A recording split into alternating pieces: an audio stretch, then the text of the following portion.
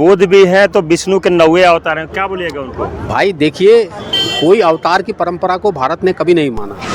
ये हमारे जो भंते जी हैं, भंते जी को वो डुप्लीकेट किए हुए है। हाँ। और कभी वहाँ पर शंकर जी के लिंग बैठाता है, कभी कुछ राम के बैठाता है, और कहता है कि ये मंदिर हो गया। अगर हम भारत को बुद्धमय बनाएंगे और युद्ध से बचाएंगे। भैया आप लोग की क्या मांग है? ये पूरा बड़ा बड़ा पोस्टर लगा के घूम रहे हैं यहाँ पे। मेरा मांग है हाँ। कि जो बुद्ध गया में टेम्पल है, हाँ। वो मनुवादियों को कब्जा में है। हाँ, ये बात कैसे कह सकते हैं कि मनुवादियों को कब्जा में है? इसलिए कि हम लोग देखे हैं, घूमे हैं। हाँ। जैसे कि मान के चलिए कि ये जो ब्राह्मण थी, क्या बोलता है, मुसलमान लोग का जो मस्जिद होता है वो मुसलमान के अंदर में रहता है, जी जी। है ना। हाँ। सिख लोग का जो गुरुद्वारा है सिख का कब्जा में रहता है, ईसाई का चर्च है ईसाई का कब्जा में रहता है। लेकिन बौद्धिस्ट का जो टेम्पल है, मंदिर है, जी जी। वो आपको मनुवादी के कब्जा में है।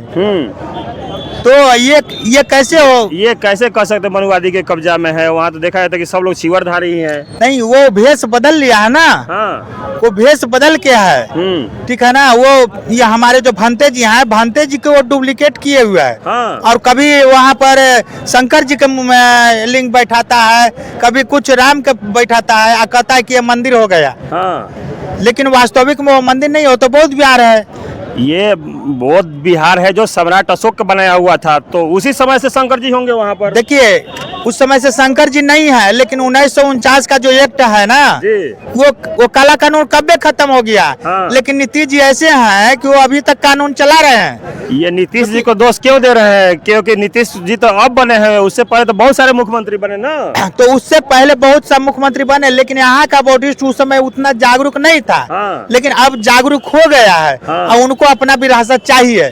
तो आप लोग ये संघर्ष बहुत साल पहले ही से करते आ रहे हैं और जिंदगी भर आप लोग संघर्ष ही करते रहिएगा? नहीं। हाँ। अब अगर ये मतलब मुख्यमंत्री देंगे, हाँ। तो हम लोग अनिश्चित काल धरना भी दे सकते हैं। हाँ। वहाँ पर बैठ के धरना देंगे। धरना देने से आपको मांगे मिल जाएगी? एकदम मिलेगा, क्योंकि अब जो है जागरूक लोग हो चुका है। अगर नहीं देंगे तो उनका जो 2025 में जो चुनाव है ना, हाँ। उस पर भी असर पड़ सकता है, क्योंकि अब सारा बौद्धिस्ट जो है जागरूक हो गया है। अब पहले वाला बौद्धिस्ट नहीं रह गया। अच्छा। ठीक है ना। अब जो है अपना हक अगर नहीं देगा तो छीन भी सकता है। चलिए, ठीक है ना। अपना परिचय बताइए सर। मेरा नाम छोटे लाल रवि है और मैं भीम आर्मी का प्रदेश सचिव हूँ, ऐसे बौद्धिस्ट भी हूँ। चलिए, बहुत बहुत धन्यवाद। देखिए, हमारे पास एक भंते जी हैं, थोड़ा सा बात करते हैं भंते जी से। सर, अपना परिचय बताइए। मैं भंते अमर बोधि, महाराष्ट्र नागपुर जिला से हूँ जी। और 1995 में मुझे इस महाबोधि महाविहार मुक्ति आंदोलन में जी जी। पूज भंते सुरेश साई जी जो जापान से चलकर भारत आए और वर्तमान में वे भारत के निवासी है। हाँ। अच्छा, उनके हाथों मेरा दीक्षा हुआ। जी जी। और जब महाबोधि महाविहार मुक्ति आंदोलन के महत्व को मैंने जाना जी जी। कि ये एक ऐसा अंतर्राष्ट्रीय आंदोलन है कि जिसके बल पर हम पूरे विश्व को अपने साथ एक वसुधैव कुटुंबकम के एक परिवार के रूप में जोड़ सकते हैं। क्यों? क्योंकि जिस तरह इस देश के अंदर में राम मंदिर के आंदोलन को चलाकर हिंदुओं का जागरण किया गया, जी जी जी। अगर आज हम इस महाबोधि महाविहार मुक्ति आंदोलन के जागरण में आए हैं तो पूरे विश्व के जागरण के लिए आए हैं। जी जी जी। इसलिए कि बुद्ध को मानने वाले जो है देश विदेश में कई देश हैं। हाँ। हमारे माननीय प्रधानमंत्री जी ने, आपने सुना होगा कि किस तरह वो मतलब वहाँ जाकर उन्होंने बताया, अपना परिचय दिया कि मैं बुद्ध के देश से आया। जी जी, बिल्कुल, है ना। तो जो हमारी जो वर्ल्ड ब्रांड है, वर्ल्ड आइडेंटिटी है, अगर उसका अगर मान लो कोई ऐसा मंदिर का या मैनेजमेंट का मैटर रहेगा तो उससे हमारे शीर्ष पद पर जो माननीय प्रधानमंत्री जी है और राज्य में जो हमारे मुख्यमंत्री जी माननीय नीतीश बाबू जी है, अगर इनकी साख का सवाल आ जाएगा, फिर क्रेडिट का सवाल कि आपके होते हुए कैसे हो रहा है भाई। जी जी। क्योंकि आपसे बड़ा कोई भक्त नहीं इनका। हाँ। माननीय नीतीश बाबू जी जितने बुद्धिस्ट है, हाँ। और माननीय मोदी जी जितने बुद्धिस्ट है, हम अपने से बड़ा उनको बुद्धिस्ट मानते हैं। जी जी।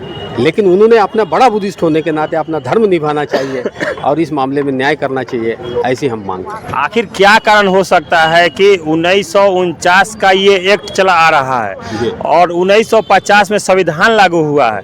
तो बताया जा रहा है कि संविधान लागू होने से पहले जितने भी क्रियाएं चल रही थी, जितने भी धाराएं थी, सबको निरस्त करके संविधान लागू हुआ। तो संविधान के हिसाब से ये देश चल रहा है। तो ये क्या कारण हो सकता है कि 1949 का एक्ट चला आ रहा है? मेरा ये कहना है, आपको एक विशेष रूप से बताना चाहूँगा इस संदर्भ में कि 1949 का जो मामला है, उस समय में ये कानून बना था तो जब बाबा साहब का कानून जो है भारतीय संविधान 1949 में के बाद में 1950 में लागू हुआ है, तो उस 1950 के बाद में पुराना कानून तो निरस्त हो गया। उसके बावजूद उस कानून के तहत मैनेजमेंट चलता रहा। ये एक मतलब वर्ल्ड क्राइम है, ये विश्व दर्जे का अपराध है कि एक कानून जो है जो निरस्त हो चुका है, उसके तहत इतने दिनों तक मैनेजमेंट चला। उसका ये नतीजा रहा कि जहाँ फुल बुद्धिस्ट होने चाहिए थे वहाँ हाफ है, और हाफ जो है कोई और है। लोग बोलते हैं कि बुद्ध भी है तो विष्णु के 9वें अवतार हैं, क्या बोलिएगा उनको? भाई देखिए, कोई अवतार की परंपरा को भारत ने कभी नहीं माना। हाँ। ये बात ध्यान रखिएगा। हाँ। इसलिए कि अगर मान लो अगर विष्णु का अवतार अगर उन्होंने माना होता तो उनके मंदिरों में बुद्ध जी होते, लेकिन उनके मंदिरों में बुद्ध जी का पता नहीं है। आज हमारे विश्व के देश जो है इतने बौद्ध हो चुके हैं। हाँ। भाई आप क्यों नहीं बुद्धिस्ट होते? हाँ। आप भी हो जाते अगर भारत के लोग हैं आप। जी जी जी। आप इस देश के अंदर में इस देश को हिंदुस्तान या पाकिस्तान बनाने वालों के साथ रहते हैं। अब बताइए, अगर ये देश हिंदुस्तान बनेगा या पाकिस्तान बनेगा तो तालिबानी कुशासन आएगा, इधर मनुवाद के 4 वर्ण आएंगे। हाँ। तो बताओ, हम तो बुद्ध की जगह युद्ध में चले जाएंगे। जी जी। तो हम बाबा साहब का जो बुद्धमय भारत का जो लॉजिक है और उनका जो सपना है, उसमें रंग भरकर हम भारत को बुद्धमय बनाएंगे और युद्ध से बचाएंगे। आप लोग बुद्ध धर्म के बढ़ावा क्यों देते हैं? बुद्ध धर्म में ऐसा क्या खासियत है? देखिए, आप ध्यान रखिए कि एक जीवन में लाइफ फंडामेंटल्स जो है, जीवन का जो मूलभूत सत्य है, ट्रुथ, वो ये है कि जिस तरह मनुष्य को स्वस्थ शरीर के लिए शुद्ध भोजन चाहिए, हाँ। उसी तरह मनुष्य को जीवन में सुख शांति के लिए शुद्ध धर्म भी चाहिए। हाँ। और शुद्ध धर्म संसार में केवल बुद्ध धर्म है जो बुद्धि से चलता है। ये कैसे कह सकते हैं कि सब धर्म से मेरा धर्म अच्छा है? नहीं, ऐसा नहीं बोला है हमने। हाँ। हमने ये नहीं बोला, किसी से तुलना नहीं की है। हाँ। हमने कहा कि उसको शुद्ध कहा है, क्योंकि वो आखिर शुद्ध आखिर कैसे कह सकते हैं? किससे शुद्ध? जैसे हमारे यहाँ विपस्सना एक ध्यान साधना होती है, काहे के लिए? उन्होंने ये बताया है कि भाई सारे विकार जो है और जितने जो विचार है ये मन से ही निर्माण हो गए। तो अच्छे जितने हैं उसको रखना है और खराब जो है उसको डाइल्यूट कर देना। लोगों का मानना है कि हम घी जलाएंगे, शकील जलाएंगे, अगर बत्ती जलाएंगे तो भगवान खुश होते हैं। वो उनकी अपनी मान्यता है। इससे हमारा ये कहना है कि हम कितना अच्छा कर सकते हैं। हाँ। हमारे पास प्योर सोना है तो हम तांबा पीतल के लिए क्यों लड़े? जी, है ना, शुद्ध सोना है हमारे पास, प्योर। अच्छा, है ना।